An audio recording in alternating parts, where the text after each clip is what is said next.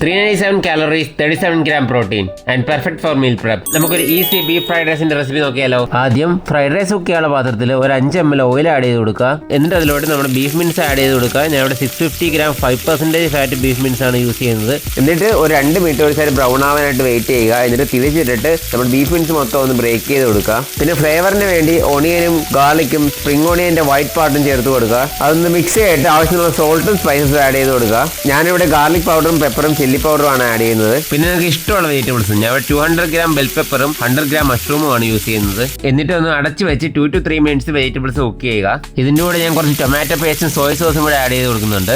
അതും നല്ലപോലെ മിക്സ് ചെയ്യുക. എന്നിട്ട് റൈസ് ആഡ് ചെയ്ത് കൊടുക്കുക. ഞാൻ ഇവിടെ 150 gram റോ വെയിറ്റ് അളന്നെടുത്ത റൈസാണ് ആഡ് ചെയ്യുന്നത്. അപ്പം കുക്ക് ചെയ്ത് കഴിയുമ്പോൾ അറൌണ്ട് 350 to 400 grams കാണും.